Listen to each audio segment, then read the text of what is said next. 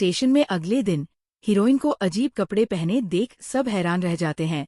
वो गर्व से कहती है कि अब अपराधी उससे डरेगा और उसके पास फिर कभी नहीं आएगा। फिर वो सबको एक खास जगह ले जाती है और बताती है कि उसने सपने में देखा है कि अपराधी वहाँ किसी का अपहरण कर रहा है। डिटेक्टिव को शक होता है कि वह बस कल्पना कर रही है, लेकिन हीरो बताता है कि ये वही जगह है जहाँ 30 साल पहले उसके पिता की प्रेमिका का अपहरण हुआ था।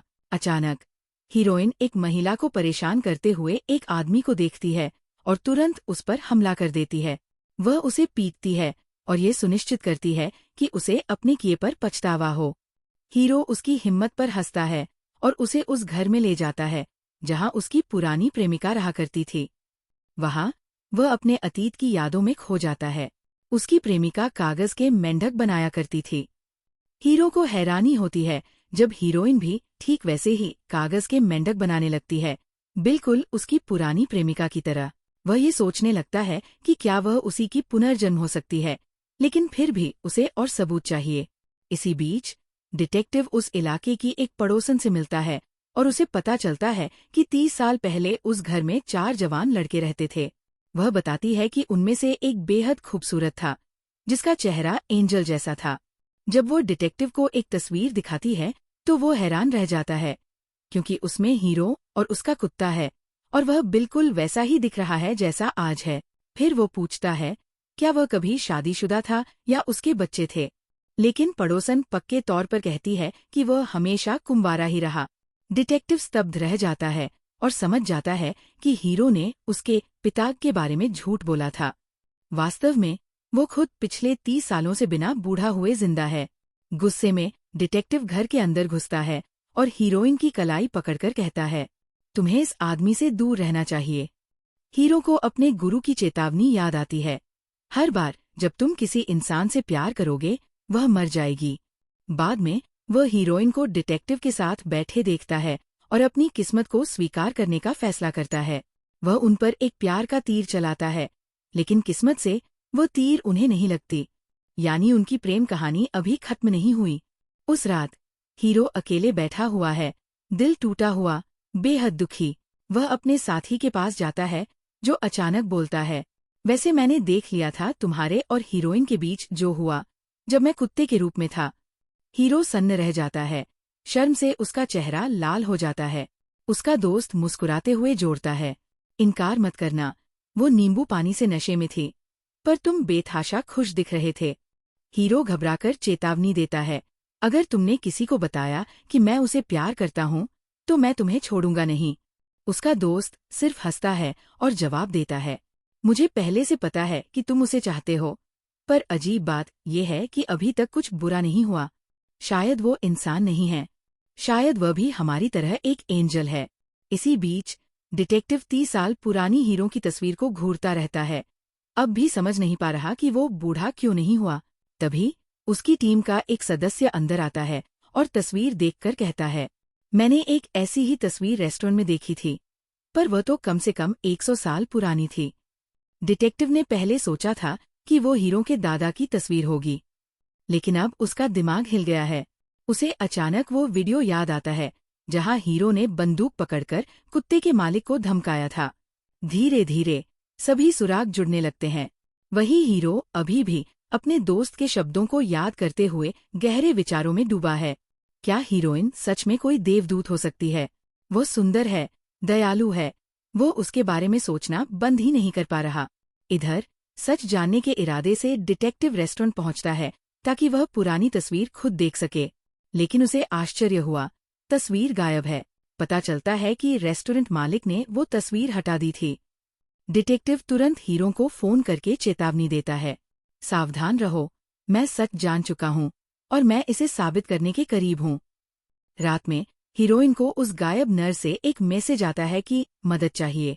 हैरान होकर वो तुरंत डिटेक्टिव को फोन करके नर्स का नंबर पूछती है। वह पुष्टि करता है कि ये सच में उसी का नंबर है। हीरोइन उसे ये नहीं बताती कि उसे अभी उसी से कॉल आया था। बिना समय गवाए वो फोन काटती है, अपनी कार में बैठती है और मैसेज में दिए गए पते पर निकल पड़ती है।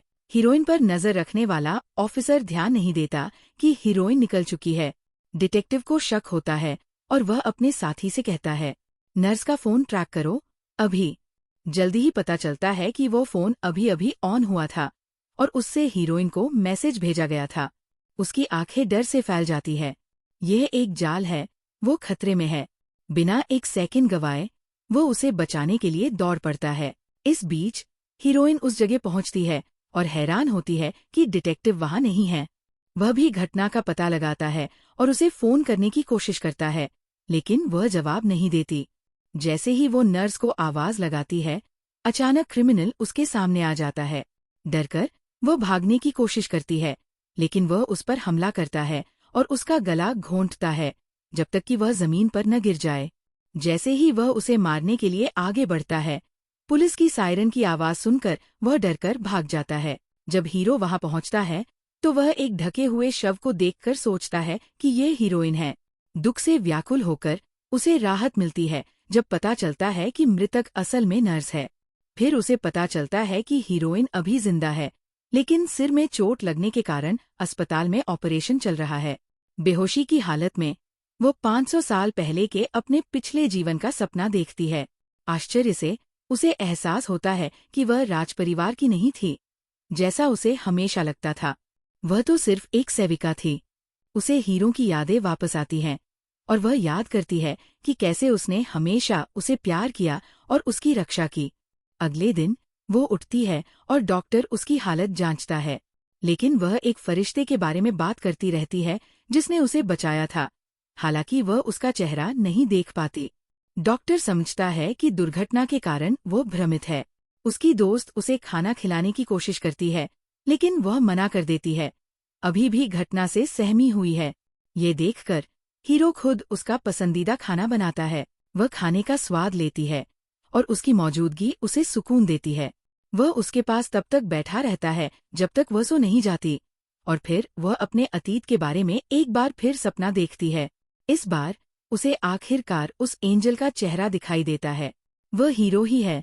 वह सदमे में जागती है और उसे अपने सामने देखकर कहती है कि उसे सब कुछ याद आ गया है।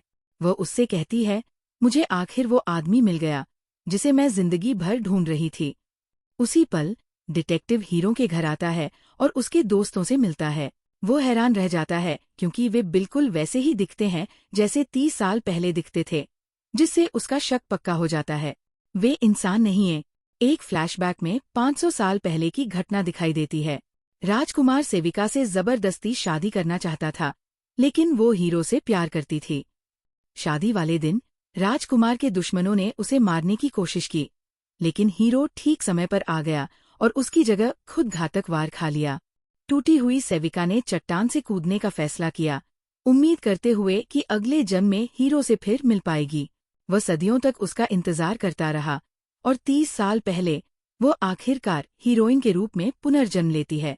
जब वो खतरे में थी तो उसने एक बार फिर उसे बचाया, लेकिन उसे हमेशा डर रहता था कि कहीं वह उसे फिर से न खो दे। जिस दिन उसने अपने प्यार का इजहार किया, वह उससे पहाड़ों पर मिलने का इंतजार कर रहा था, लेकिन अपराधी ने उसका अपहरण कर लिया और उसे मार डाला। उस पल के बाद से वो उसके पुनर्जन्म का इंतजार करता रहा, ये जाने बिना कि वो पहले ही जन्म ले चुकी थी। वर्तमान में वापस आते हुए हीरोइन होश में आती है और उसे विश्वास हो जाता है कि उसने आखिरकार अपने नियति वाले सपनों को पूरा कर लिया है। लेकिन डॉक्टर यही कहता है कि वो सर्जरी के कारण सब कुछ सिर्फ अपने दिमाग में देख रही है।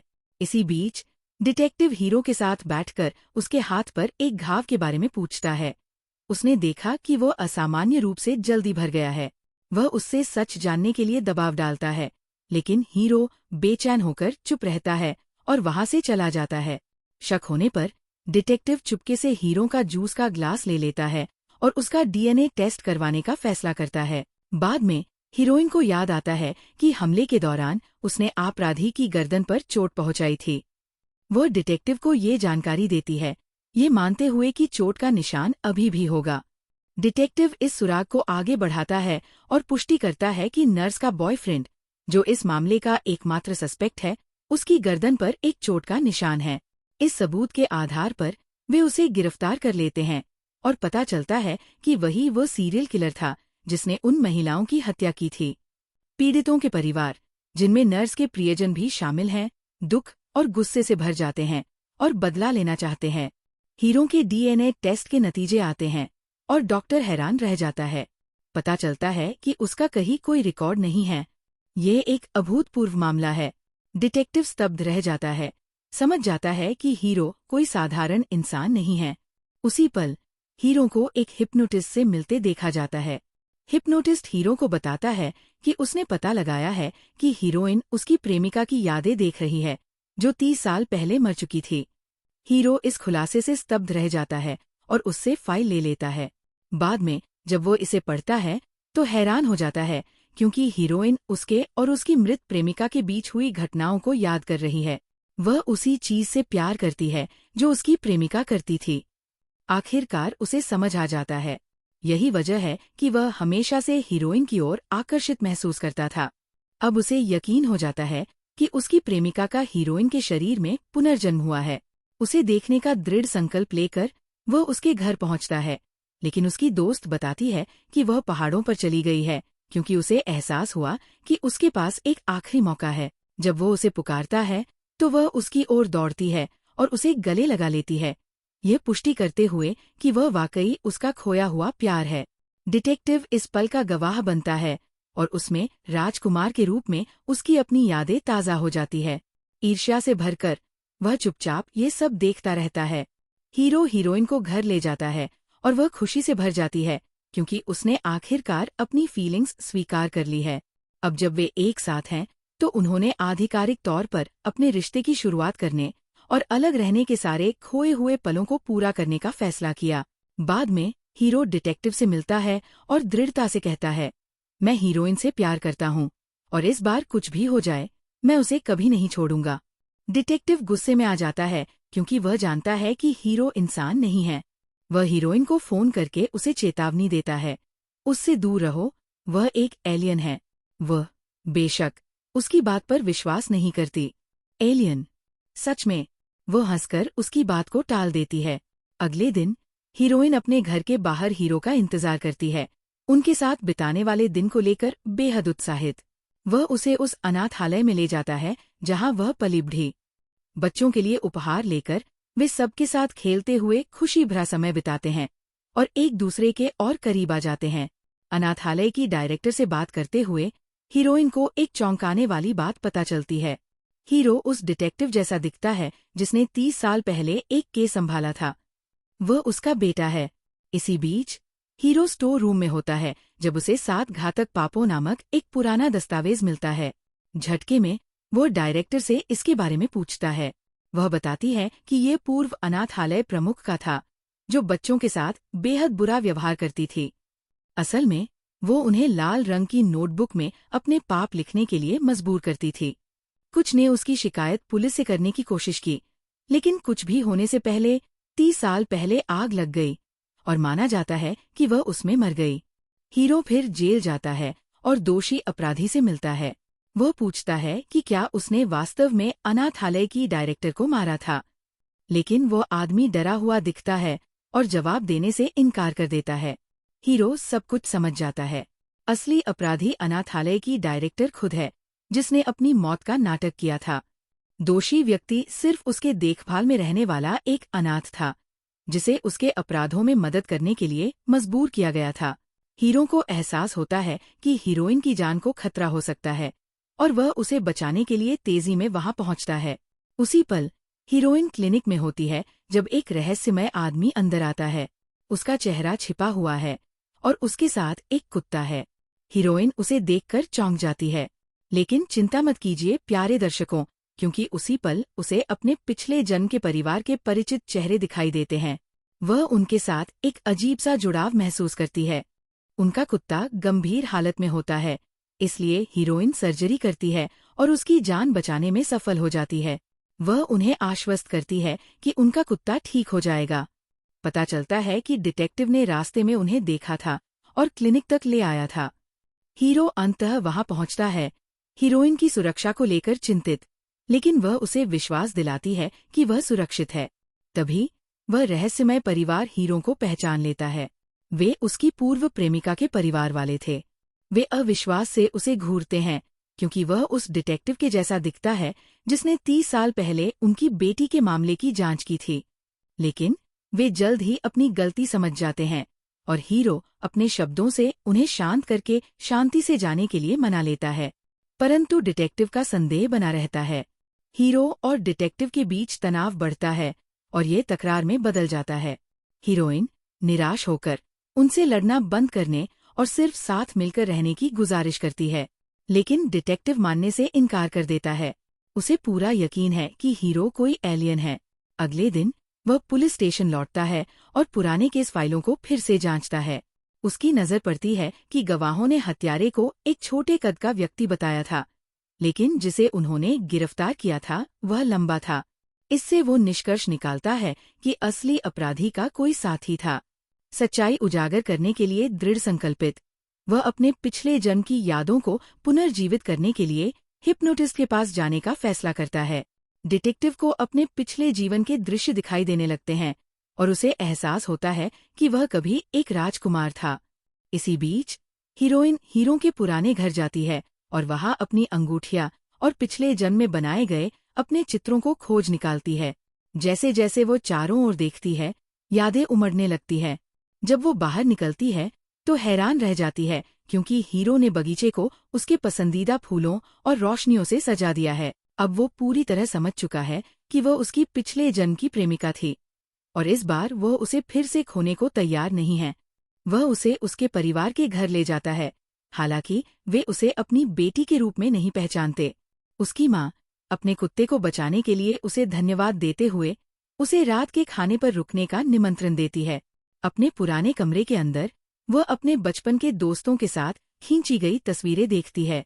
उसके स्कूल के दिनों की यादें ताज़ा हो जाती हैं, साथ ही इस दर्दनाक सच का एहसास कि वह कम उम्र में ही मर गई थी। भावनाओं से अभिभूत होकर वह फूट फूट कर रोने लगती है। रात के खाने के दौरान उसका परिवार उसे अपने बीच पाकर खुश होता है। वह उनसे विनती करती है कि वे उसे अपनी बेटी की तरह माने और उसे मौका मिलने पर हमेशा मिलने आने दे। हीरो गहराई से भावुक होकर उसके लिए दुख महसूस करता है। वह एक अनाथालय में पली बढ़ी थी, परिवार के प्यार के लिए तरसती थी। खाने के बाद वो उसे घर छोड़ने निकलता है। हीरोइन उसे धन्यवाद देती हुई कहती है, अब मैं तुम्हें अपने परिवार की तरह देखती हूँ और तुम्हें अपनी जिंदगी में पाकर आभारी हूँ। तभी अचानक उसका हाथ चमकने लगता है। आश्चर्यजनक रूप से हीरोइन उसे शांत करते हुए कहती है, चाहे तुम जो भी हो, मैं तुम्हें बिना शर्त प्यार करती हूँ। वह करीब आती है और उसे चूम लेती है। इसी बीच डिटेक्टिव हीरो के पुराने घर जाता है और हीरोइन द्वारा पिछले जन्म में बनाए गए चित्रों को खोज निकालता है। वह हीरो का सामना करता है और सच जानने की मांग करता है। वह उसे वे चित्र दिखाता है और पूछता है कि क्या चित्रों में दिखाई गई लड़की हीरोइन ही है। हीरो अंततः झुक जाता है और उसे सब कुछ बता देता है। सच ये है कि वह एक राजकुमार था और हीरोइन कभी उसकी सेविका थी। हालांकि उसने एक बार उसे मारने की कोशिश की थी। इस खुलासे से डिटेक्टिव स्तब्ध रह जाता है। अगली सुबह हीरोइन घबराहट में जागती है, ये सोचकर कि कहीं हीरो गायब तो नहीं हो गया। उसे खोने के डर से व्याकुल वो उसे फोन करती है और राहत की सांस लेती है जब वह जवाब देता है, मैं अभी भी यहीं हूँ। इसी बीच पुलिस को एक नई पीड़िता का शव मिलता है। उसके साथ एक लाल नोटबुक मिलती है जिस पर लिखा है द सिन ऑफ डिजीज। अधिकारी जेल में बंद अपराधी से पूछताछ करते हैं, लेकिन वो बात करने से इनकार कर देता है। वो अत्यंत घबराया हुआ दिखता है, बार बार कहता है कि जेल बाहरी दुनिया से ज्यादा सुरक्षित है। और तभी एक अजीब घटना घटती है। प्यार का तीर सुनहरे रंग में बदल जाता है। न केवल इतना, बल्कि हीरो और उसके दोस्त अचानक गायब हो जाते हैं और वापस लव एंजल्स में बदल जाते हैं। इसी बीच हीरो का एक दोस्त चुपके से हीरोइन की सबसे अच्छी दोस्त को देख रहा होता है, क्योंकि उसे उससे प्यार हो गया है। वह उसकी मौजूदगी से अनजान नींबू पानी पीते हुए खोई हुई सी लगती है, अकेलापन महसूस कर रही होती है। वह पार्क जाती है और झूले पर बैठ जाती है, धीरे धीरे खुद ही झूल रही होती है। हीरो का दोस्त अभी भी अदृश्य उसके लिए झूला झूलाना शुरू कर देता है। वह हैरान हो जाती है, सोचती है कि झूला अपने आप कैसे हिल रहा है। जैसे ही वो गिरने वाली होती है, वो उसे पकड़ लेता है। तभी अचानक प्यार के तीर का रंग फिर से बदलता है और हीरो व उसके दोस्त दोबारा दिखाई देने लगते हैं। हीरोइन की सबसे अच्छी दोस्त चौंक जाती है जब खुद को हीरो के दोस्त की बाहों में पाती है। उसे लगता है कि वह जरूर कोई भ्रम देख रही है। इसी दौरान हीरो हीरोइन से मिलता है। उसे फिर से देखकर वो खुशी से झूम उठती है और उसकी बाहों में भाग जाती है। वे साथ में दिन बिताने का फैसला करते हैं। अगले दिन जब हीरोइन क्लिनिक में होती है तो मृत नर्स का पति अचानक अपने घायल कुत्ते के साथ वहां आता है। उसकी हालत गंभीर होती है और वह तुरंत उसका इलाज शुरू कर देती है। इसी बीच डिटेक्टिव कैदी की सेल में जाता है, लेकिन पाता है कि वह मर चुका है। उसके पास एक और लाल नोटबुक पड़ी है जिस पर इस बार लिखा है द सिन ऑफ नेबर। इस पैटर्न को समझकर डिटेक्टिव जान जाता है कि अब हीरोइन गंभीर खतरे में है। वो अंतिम जीवित गवाह है। क्लिनिक में वह कुत्ते की सर्जरी कर रही होती है जब अचानक नर्स का पति उसके पास आता है। जैसे ही वह उसकी आवाज सुनती है और उसके व्यवहार को देखती है, यादें ताज़ा हो जाती है। वह उसे उस अपराधी के रूप में पहचान लेती है जिससे वह पहले मिल चुकी है। डर उसे जकड़ लेता है। फ्लैशबैक। जब उसने अपनी पत्नी को उसके प्रेमी के साथ धोखा देते पकड़ा तो उसने उसे मारने और प्रेमी को फंसाने का फैसला किया। अब पता चलता है कि जेल में कैदी को भी उसी ने मारा था। सच सामने आ जाता है, वही असली हत्यारा है। वह धीरे धीरे हीरोइन की ओर बढ़ता है, लेकिन वह अपना साहस जुटाती है। शांत दिखावट करते हुए वह सब कुछ ठीक होने का नाटक करती है और उसे बाहर इंतजार करने को कहती है। हालांकि वह जान चुकी है कि कुछ गड़बड़ है। बाहर निकलते ही वह सोचने लगता है कि उससे कैसे छुटकारा पाया जाए। सर्जरी पूरी करने के बाद हीरोइन उसका सामना करती है। वह उसे बताती है कि कुत्ते की चोट गंभीर थी, उसके सिर पर वार किया गया था। फिर भी वो तुरंत नहीं गिरा, जो उसके बयान से मेल नहीं खाता। घबराते हुए वह झूठ बोलता है, कुत्ता गुम हो गया था। जब मैंने उसे ढूंढा तो वो पहले से ही घायल था। वह उससे कुत्ते की अच्छी देखभाल करने को कहता है और जल्दी से वहां से चला जाता है। थोड़ी देर बाद डिटेक्टिव और हीरो एक साथ क्लिनिक पहुंचते हैं हीरोइन की खैरियत जांचने। वे तुरंत समझ जाते हैं कि कुछ गड़बड़ है। वह घबराई हुई और डरी हुई लग रही है। वो उन्हें बताती है कि जब वो कुत्ते की सर्जरी कर रही थी तो नर्स का पति अंदर आया था और अब उसे यकीन हो गया है कि वही हत्यारा है। हीरोइन को शक होने लगता है कि कुत्ते के मालिक ने ही उसे ये चोट पहुंचाई थी।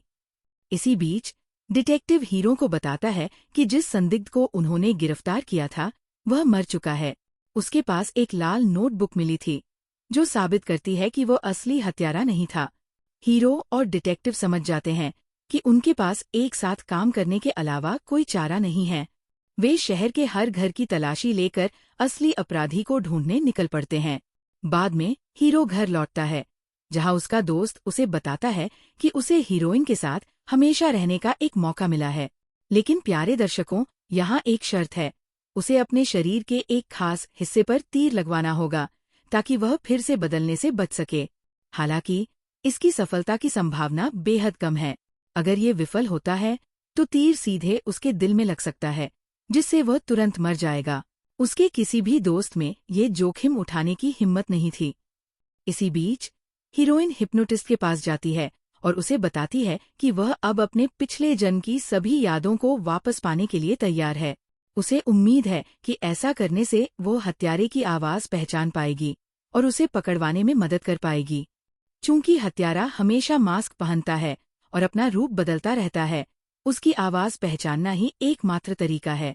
हिप्नोसिस सेशन शुरू होता है और उसे 30 साल पहले की घटनाएं याद आने लगती है। उसे याद आता है कि कैसे हत्यारे ने उसका अपहरण किया था और आखिरकार वो उसकी आवाज पहचान लेती है।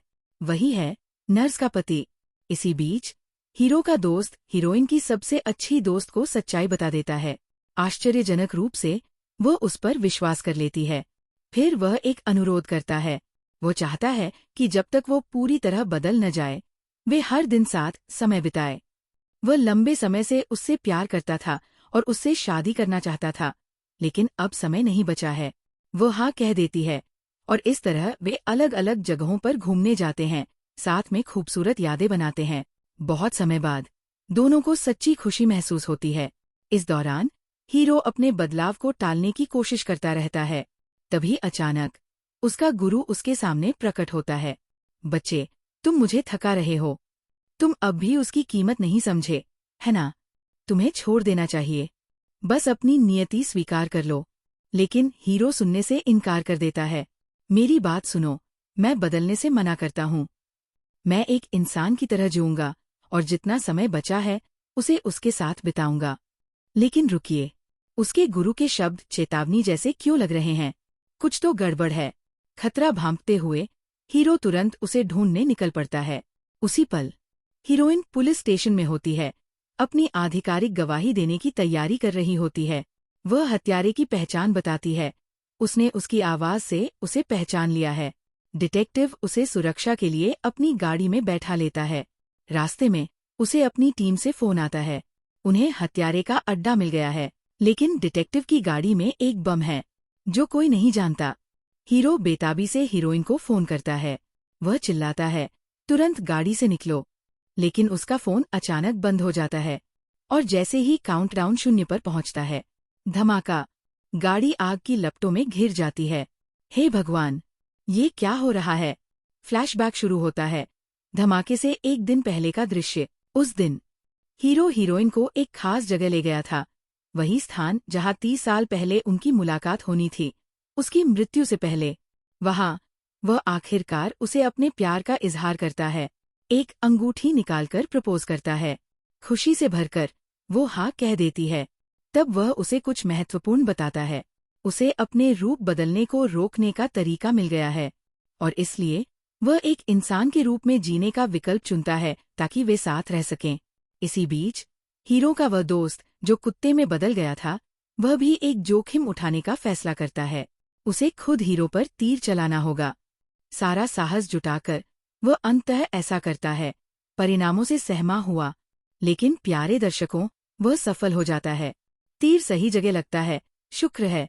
हीरो होश में आता है, अपने रूपांतरण कोकून से मुक्त होकर। वह व्यथा में चीखता है, हीरोइन को बचाने के लिए संघर्ष करते हुए। अब हम कार विस्फोट के उस क्षण पर लौटते हैं। डिटेक्टिव की सांसें थम जाती है जब वो हीरो को हवा में उड़ते देखता है, हीरोइन को अपनी बाहों में समेटे हुए। जैसे ही वह जमीन पर उतरता है, उसकी नज़र हत्यारे पर पड़ती है जो एक कार में भागने की कोशिश कर रहा है। हीरोइन को डिटेक्टिव के साथ छोड़कर हीरो उसका पीछा करने निकल पड़ता है, उसे पकड़ने का दृढ़ संकल्प लेकर। लेकिन हीरोइन चिंतित है। उसके पंख अजीब लग रहे हैं, वे काले हो गए हैं। हत्यारा एक सूनी जगह पर भाग जाता है और अभी अभी जो कुछ देखा है उससे हिला हुआ है। तभी अचानक हीरो उसके सामने प्रकट होता है, हवा में मंडराता हुआ। मैं उनका बदला लूंगा, वो ठंडे स्वर में कहता है। एक भीषण लड़ाई छिड़ जाती है। हत्यारा हीरो के पेट में चाकू घोंप देता है, जिससे गहरा घाव हो जाता है। हीरो से खून बहने लगता है, लेकिन वह दर्द सहता है। अंतिम प्रयास में वह हत्यारे को छत से धक्का देकर गिरा देता है। गिरते हुए हत्यारे को उन सभी लोगों की आत्माएं दिखाई देती है जिन्हें उसने मारा था। इसी बीच हीरोइन और डिटेक्टिव घटनास्थल पर पहुंचते हैं, केवल ये देखने के लिए कि हीरो जमीन पर गंभीर रूप से घायल पड़ा है। वह उसकी ओर भागती है, आंसू उसके चेहरे पर बहते हुए उससे विनती करती है कि वह उसे छोड़कर न जाए। वह उसका हाथ पकड़ता है और फिर धीरे धीरे फेड होने लगता है। उसकी आंखों के सामने वह गायब हो जाता है। उसके दोस्त भी मानव दुनिया से गायब हो जाते हैं, लव एंजल्स के रूप में वापस लौट जाते हैं। दिन बीतते जाते हैं और हीरोइन हीरो के पुराने घर जाती है। वह पौधों को पानी देती है, उसकी यादों में खोई हुई। वह उसकी बहुत याद करती है और उसे फिर से देखने के लिए तरसती है। दुख से अभिभूत होकर वह अपने कमरे में बंद हो जाती है, क्लिनिक जाने से इनकार कर देती है। डिटेक्टिव उससे मिलने आता रहता है, उसकी सहेली के जरिए खाना पहुंचाता है क्योंकि हीरोइन उससे मिलने से मना कर देती है। एक दिन वो आखिरकार बाहर निकलती है और उससे मिलती है। वो उसे बताती है कि अब वो बेहतर महसूस कर रही है और उससे अनुरोध करती है कि वह आना बंद कर दे। उसकी बातों से आहत होकर वह मान जाता है। जाने से पहले वह उसे एक आखिरी बार गले लगाता है। आशा को थामे रखने का संकल्प लेकर हीरोइन बार बार उस पहाड़ पर लौटती है। वह प्रार्थना करती है कि उसका प्रियतम किसी चमत्कार की तरह वापस आ जाए। साल बीत जाते हैं। वह पहाड़ पर अपनी 999वीं बार आ चुकी होती है। एक आखिरी प्रयास बाकी होता है और वह एक बार फिर पहाड़ पर चढ़ती है। वह पूरे दिल से प्रार्थना करती है, लेकिन कुछ नहीं होता। आशा खोते हुए वो हार मानकर सिर झुका लेती है और तभी एक आवाज उसका नाम पुकारती है। वह चौंककर पीछे मुड़ती है। वो वहां खड़ा है। हीरो उसके सामने है। वह उसकी ओर भागती है, डरती है कि कहीं ये सपना तो नहीं। आंखों में आंसू भरकर वो उसे गले लगा लेती है। वह उसे बताता है कि वह रूपांतरण कोकून से मुक्त हो गया है और अपने पंख खो चुका है। अब वह कोई लव एंजल नहीं रहा, वह उसके साथ रहेगा, एक इंसान की तरह अपना शेष जीवन जीते हुए। दूर से उसका गुरु मुस्कुराते हुए ये सब देखता है, गर्वित है कि हीरो प्रेम के बल पर अपनी नियति बदल पाया। समय बीतता है। हम हीरो और हीरोइन को सुखपूर्वक साथ रहते देखते हैं। उनकी एक सुंदर बेटी भी है। जैसे जैसे वो बड़ी होती है, वे उसे उस लव एंजल की पौराणिक कहानी सुनाते हैं, जिसने अपने मानव साथी के साथ रहने के लिए अपने पंखों का त्याग कर दिया था। एक दिन वे सभी अपने प्रियजनों के साथ एक रेस्टोरेंट में इकट्ठा होते हैं। साथ में वे हंसी खुशी बांटते हैं। 500 साल बाद उनका प्रेम अंततः विजयी हुआ है और इसके साथ ही ये ड्रामा यहाँ समाप्त होता है। धन्यवाद देखने के लिए। अगर आपको इस तरह के ड्रामा पसंद हैं, तो सब्सक्राइब करना न भूलें और बेल आइकन दबाएं ताकि आप बेस्ट ड्रामा से कभी न चूकें। मिलते हैं अगली वीडियो में।